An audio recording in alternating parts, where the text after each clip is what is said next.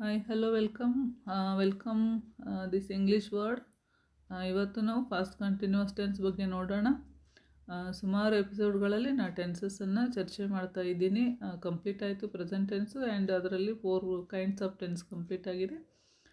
Simple past and past continuous tense. Simple past ಮುಗೀತು. ಇವಾಗ ನಾವು ಫಾಸ್ಟ್ ಕಂಟಿನ್ಯೂಸ್ ಟೆನ್ಸು ಅದರ ಸ್ಟ್ರಕ್ಚರ್ ಆ್ಯಂಡ್ ಅದರ ಸ್ವಲ್ಪ ಮೀನಿಂಗನ್ನು ನೋಡ್ತಾ ಹೋಗೋಣ. ಅವೆಲ್ಲ ವಿಡಿಯೋಗಳನ್ನು ಒಂದು ಸ್ವಲ್ಪ ನೋಡ್ತಾ ಬಂದರೆ ನಮಗೆ ಕಂಟಿನ್ಯೂಸ್ ಆಗಿ ಟೆನ್ಸ್ಗಳ ಬಗ್ಗೆ ಆಗಿರ್ಬೋದು ಅಥವಾ ಮುಂಚಿನ ಎಪಿಸೋಡ್ಗಳಾಗಿರ್ಬೋದು, ನೌನ್ ಪ್ರೊನೌನ್ ವರ್ಬ್ ಎಡ್ವರ್ಬ್ ಅವುಗಳ ಕುರಿತಾಗಿ ಚರ್ಚೆ ಕಂಪ್ಲೀಟ್ ಆಗಿದೆ. ಆ ಎಲ್ಲ ವಿಡಿಯೋಗಳನ್ನು ನೋಡ್ತಾ ಬಂದರೆ ಸ್ವಲ್ಪ ನಮಗೆ ಇಂಗ್ಲೀಷ್ ಗ್ರಾಮರ್ ಕುರಿತಾಗಿ ಒಂದು ಕಂಪ್ಲೀಟ್ ನಾಲೆಜ್ ಸಿಗುತ್ತೆ ಅಂತ ಹೇಳ್ತಾ ಇವತ್ತು ನಾವೇನು ಮಾಡೋಣ, ಟಾಪಿಕನ್ನು ಕಂಟಿನ್ಯೂ ಮಾಡೋಣ. ಫಾಸ್ಟ್ ಕಂಟಿನ್ಯೂಸ್ ಟೆನ್ಸ್ ಅಂದರೆ the work or action is continued in past time. Okay, past ಟೈಮಲ್ಲಿ ಒಂದು ವರ್ಕ್ ಆ್ಯಕ್ಷನ್ನು ಕಂಟಿನ್ಯೂ ಆಗಿದ್ದರೆ ಅದನ್ನು ನಾವು ಫಾಸ್ಟ್ ಕಂಟಿನ್ಯೂಸ್ ಟೆನ್ಸ್ ಅಂತ ಹೇಳಿ ಕರಿತೀವಿ. ಯಾವ ಥರ ಅಂದರೆ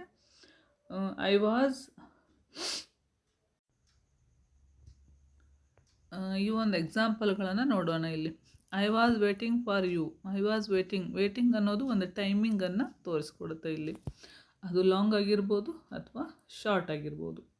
ಇದು ಆ್ಯಕ್ಷನ್ ಕಂಟಿನ್ಯೂ ಆಗಿರುತ್ತೆ ಎಲ್ಲಿ, ಫಾಸ್ಟ್ ಟೈಮಲ್ಲಿ. We were studying in last year. ಇಲ್ಲಿ ಸೆಂಟೆನ್ಸಲ್ಲೇ ನಮ್ಗೆ ಗೊತ್ತಾಗುತ್ತೆ ಸ್ಟಡಿ ಮಾಡ್ತಾ ಇದ್ವಿ. ಯಾವಾಗ ಅಂತಂದರೆ last year. Past tense. Action ಏನಾಗಿದೆ ಇಲ್ಲಿ, ಕಂಟಿನ್ಯೂ ಆಗಿದೆ. ಸ್ಟಡಿ ಮಾಡ್ತಾ ಇದ್ವಿ 1 ಇಯರು. ಎಷ್ಟು ವರ್ಷ ಬೇಕಿದ್ದರೂ ಸ್ಟಡಿ ಮಾಡಿರಬಹುದು. ಈ ಥರ ಲಾಂಗರ್ ಆರ್ ಶಾರ್ಟರ್ ಟೈಮಿಂಗನ್ನು, ಕಂಟಿನ್ಯೂಸನ್ನು ಈ ಟೆನ್ಸ್ ನಮಗೆ ತೋರಿಸ್ಕೊಡುತ್ತೆ ಪಾಸ್ಟ್ ಟೈಮಲ್ಲಿ. The dog was barking. The dog was barking when he went there. The dog was bark ಮಾಡ್ತಾ ಇತ್ತು, ನಾಯಿ ಬೊಗಳ್ತಾ ಇತ್ತು. ವರ್ಕು ಏನಾಗಿದೆ ಅಲ್ಲಿ, ಕಂಟಿನ್ಯೂ ಆಗಿದೆ. ಯು ವೇರ್ ಸ್ಟಡಿಂಗ್ ಎಸ್ಟರ್ಡೇ ಏನು ಮಾಡ್ತಾಯಿದ್ರಿ, ಸ್ಟಡಿ ಮಾಡ್ತಾಯಿದ್ರಿ. The rat was running here and there. ಓಡಾಡ್ತಾ ಇತ್ತು. ಆ್ಯಕ್ಷನ್ನು ಕಂಟಿನ್ಯೂಸನ್ನು ನಮಗೆ ಈ ಪಾಸ್ಟ್ ಕಂಟಿನ್ಯೂಸ್ ಟೆನ್ಸು ತೋರಿಸುತ್ತೆ. ಪ್ರೆಸೆಂಟ್ ಕಂಟಿನ್ಯೂಸ್ ಟೆನ್ಸು ಪ್ರೆಸೆಂಟ್ ಟೈಮಲ್ಲಿ ಆ್ಯಕ್ಷನ್ ಕಂಟಿನ್ಯೂಸನ್ನು ತೋರಿಸಿದರೆ, ಪಾಸ್ಟ್ ಟೆನ್ಸಲ್ಲಿ ಪಾಸ್ಟ್ ಕಂಟಿನ್ಯೂಸ್ ಟೆನ್ಸು ಪಾಸ್ಟ್ ಟೈಮಲ್ಲಿ ಒಂದು ಆ್ಯಕ್ಷನ್ ಕಂಟಿನ್ಯೂಸನ್ನು ನಮಗೆ ತೋರಿಸ್ಕೊಡುತ್ತೆ. An assertive sentence an affirmative form. Assertive ಸೆಂಟೆನ್ಸಲ್ಲಿ ಅಫರ್ಮೇಟಿವ್ ಆ್ಯಂಡ್ ನೆಗೆಟಿವ್ 2 ಕೈಂಡ್ಸು. ಇಂಟ್ರಾಗೇಟಿವಲ್ಲಿ yes or no type and W H question type ಅಂತ ನಾನು ಚರ್ಚೆ ಮಾಡ್ತಾ ಬಂದಿದ್ದೀನಿ. ಯಾಕಂತ ಹೇಳಿದ್ರೆ ಈ ಪಾಸ್ಟ್ ಆಗಿರ್ಬೋದು, ಪ್ರೆಸೆಂಟ್ ಆಗಿರ್ಬೋದು, ಈ ಟೆನ್ಸಸ್ಸನ್ನು ನಾವು ಒಂದು ಸ್ವಲ್ಪ ಕೈಂಡ್ಸ್ ಆಫ್ ಸೆಂಟೆನ್ಸಲ್ಲಿ ನೋಡ್ತಾ ಹೋದಾಗ ಅದು ನಮಗಿನ್ನೂ ಕಂಪ್ಲೀಟಾಗಿ ಅರ್ಥ ಆಗುತ್ತೆ ಅಂತ ಹೇಳ್ಬಿಟ್ಟು ನಾನೇನು ಮಾಡಿದ್ದೀನಿ, ಇಲ್ಲಿ 4 ಥರದ ವಾಕ್ಯಗಳನ್ನು ತೆಗೆದುಕೊಂಡೇ ಹೇಳ್ತಾ ಹೋಗ್ತಾ ಇದ್ದೀನಿ. An assertive sentence an affirmative form. ಅದರಲ್ಲಿ rule subject was or were V1 ING plus subject ಇರುತ್ತೆ, ವಾಸ್ ಅಥವಾ ವೇರ್ ಅದರಲ್ಲಿ ಒಂದಿರುತ್ತೆ, V1 ಇರುತ್ತೆ, ING ಇರುತ್ತೆ. ಯಾವಾಗಲೂ ING V1ಗೆ ನಮಗೆ ಸೇರ್ಸೋಕ್ಕೆ ಬರೋದು ಅಂತ ಹೇಳ್ತಾ ನೆಕ್ಸ್ಟ್ ಆಬ್ಜೆಕ್ಟ್ ಇರುತ್ತೆ. ಇವು 3 ಬೇಸಿಕ್ಕು. ನೆಕ್ಸ್ಟ್ ಕಂಟಿನ್ಯೂಸ್ ಆಗಿರುತ್ತೆ. ಸೆಂಟೆನ್ಸ್ಗಳು ತುಂಬ ಲಾಂಗ್ ಆಗಿರುತ್ತೆ. ನಮಗೆ ಟೆನ್ಸ್ ಗುರುತಿಸೋದಕ್ಕೆ ಬರೋದು ಅಥವಾ ಸ್ಟ್ರಕ್ಚರ್ ಗುರುತಿಸೋದಕ್ಕೆ ಬರೋದಕ್ಕೆ ಈ 3 ವರ್ಡ್ಗಳು ಗೊತ್ತಾದರೆ ಸಾಕು. ಒಂದು ಸಬ್ಜೆಕ್ಟ್ ಜಾಗದಲ್ಲಿರೋದು, ಹೆಲ್ಪಿಂಗ್ ವರ್ಬ್ ಜಾಗದಲ್ಲಿರೋದು, ವರ್ಬಲ್ಲಿರೋದು ಮತ್ತು ಆಬ್ಜೆಕ್ಟಲ್ಲಿರೋದು. ಎಕ್ಸಾಂಪಲ್ ನೋಡೋಣ. ಇಲ್ಲಿ I was reading a novel. ಇದೇ ಒಂದು ಸೆಂಟೆನ್ಸನ್ನು ನಾನು ಎಲ್ಲ ಪ್ರೊನೌನ್ ಫಾರ್ಮಲ್ಲಿ ಸೇಮ್ ಹಾಕಿದ್ದೀನಿ. ಯಾಕಂತಂದರೆ ನಮಗೆ ಸ್ವಲ್ಪ ಹೆಲ್ಪಿಂಗ್ ವರ್ಬ್ ಗೊತ್ತಾಗಲಿ ಅಂತೇಳಿ ಅಷ್ಟೇ. ಈ ನೌನ್ ಪ್ರೊನೌನಲ್ಲಿ ನೀವು ಯಾವುದನ್ನು ಬೇಕಿದ್ರೂ ಸೇರಿಸಿ, ಯಾರ ಹೆಸರನ್ನು ಬೇಕಾದರೂ ಸೇರಿಸಿ ವಾಕ್ಯಗಳನ್ನು ಮಾಡ್ತಾ ಹೋಗ್ಬೋದು. I was reading a novel, we were reading a novel, you were reading a novel.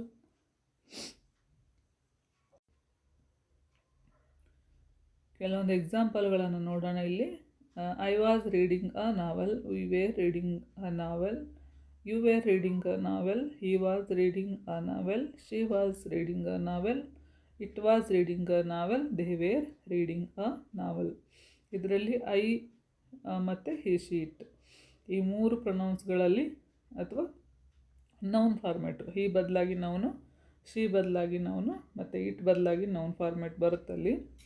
ಅಲ್ಲಿ ಮಾತ್ರ ವಾಸ್ ಆದರೆ ವಿ, ಯು ಆ್ಯಂಡ್ ದೇ ಈ ಮೂರು ಪ್ಲೂರಲ್ ಫಾರ್ಮಲ್ಲಿ ನಮಗೆ ವೇರ್ ಅಂತಕ್ಕಂಥ ಹೆಲ್ಪಿಂಗ್ ವರ್ಬು ಪಾಸ್ಟ್ ಕಂಟಿನ್ಯೂಯಸ್ ಟೆನ್ಸಲ್ಲಿ ಯೂಸ್ ಆಗುತ್ತೆ ಅಂತ ತಿಳ್ಕೊಂಡ್ರೆ ಸಾಕು. ದೆನ್ ನೆಗೆಟಿವ್ ಫಾರ್ಮ್ ನೋಡೋಣ.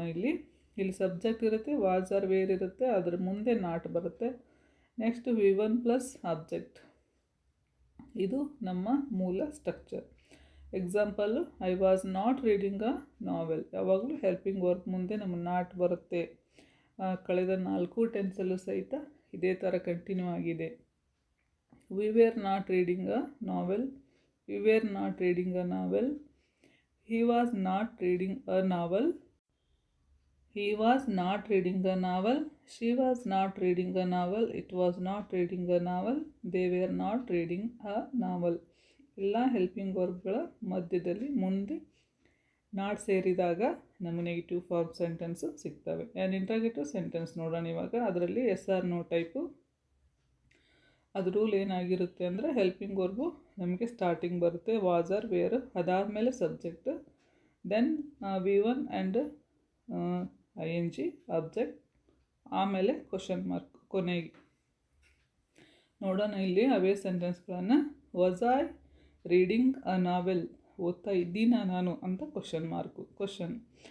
Wear we reading a novel, wear you reading a novel, was he reading a novel, was he reading a novel, was it reading a novel, were they reading a novel. ಏನೂ ಆಗಲ್ಲ ಇಲ್ಲಿ, just helping verb ಸ್ಟಾರ್ಟಿಂಗಲ್ಲಿ ಬಂದು ನಮಗೆ yes or no type question ರೆಡಿಯಾಗಿರುತ್ತೆ. ಆಯಾ regarding tense ಫಾರ್ಮೇಟಲ್ಲಿ. ಇನ್ನು WH question ನೋಡೋಣ. ಇಲ್ಲಿ ಅದೇ ರೂಲ್ಗೆ, ಎಸ್ ಆರ್ ನೋ ಟೈಪ್ ಕ್ವಶನ್ಗೆ ಅದೇ ರೂಲಿಗೆ WH ವರ್ಡ್ಗಳನ್ನು ಮಾತ್ರ ನಾವು ಆ್ಯಡ್ ಮಾಡ್ತೀವಿ. ಏನಿದೆ ಇಲ್ಲಿ WH word was or were plus subject plus V1 ING plus object plus question mark. ಈ ಥರ ನಮಗೆ ರೂಲ್ ಸಿಗುತ್ತೆ. ಎಕ್ಸಾಂಪಲ್ಗಳನ್ನು ನೋಡೋಣ ಇಲ್ಲಿ.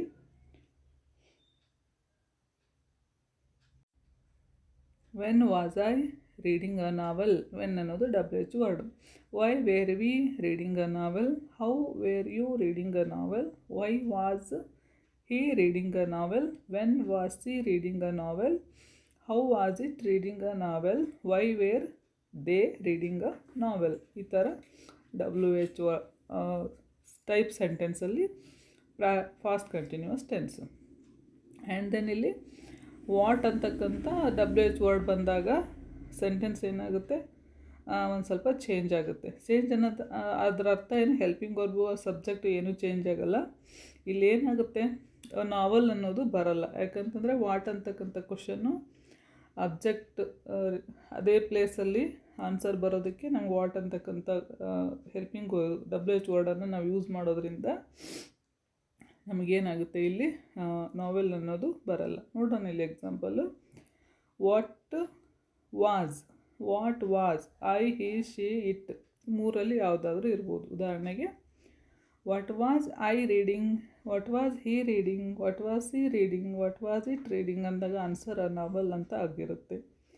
Next what were, we, you, they ಈ ಮೂರು ಪ್ಲೂರಲ್ ಫಾರ್ಮ್ ಆಗಿರೋದ್ರಿಂದ what were we reading, what were you reading, what were they reading ಈ ಥರ ಆನ್ಸರು ಯಾವುದಾಗಿರುತ್ತೆ, ಆನ್ಸರು ನಾವೆಲ್ ಆಗಿರುತ್ತೆ. ಆ್ಯಂಡ್ ವಿಚ್ ಅಂತ ಬಂದಾಗ ಒಂದು ಸ್ವಲ್ಪ ನಾವೆಲ್ ಮುಂಚೆ ಬಂದಾಗ ಅದು ನಮ್ಗೆ ಇನ್ನೂ ಮೀನಿಂಗು ಕರೆಕ್ಟಾಗಿ ಅರ್ಥ ಆಗುತ್ತೆ ಅಂತ ಹೇಳೋದಕ್ಕೆ ಒಂದು ಸ್ವಲ್ಪ ಸ್ಪೆಷಲ್ ಇದೆ ಅಂತ ಇದೊಂದು ಸ್ವಲ್ಪ ತೆಗೆದುಕೊಂಡಿದ್ದೀನಿ ನಾನಿಲ್ಲಿ.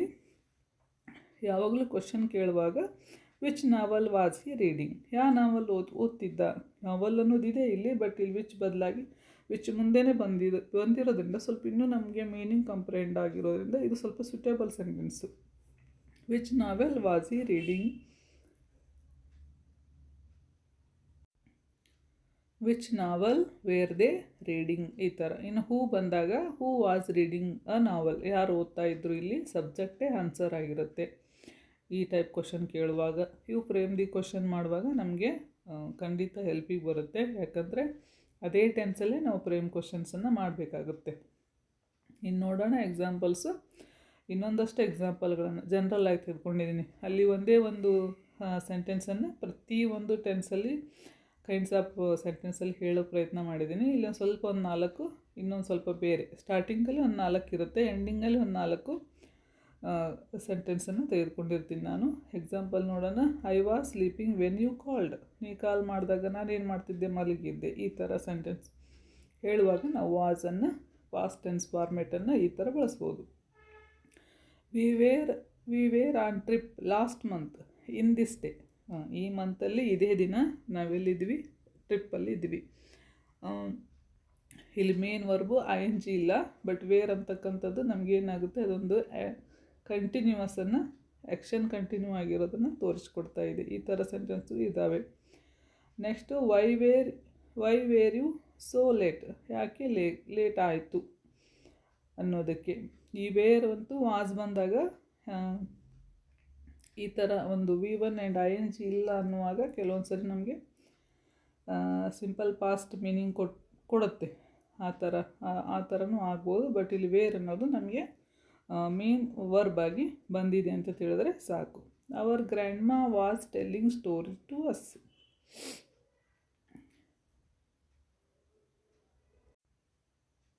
Hour grandma was telling stories to us.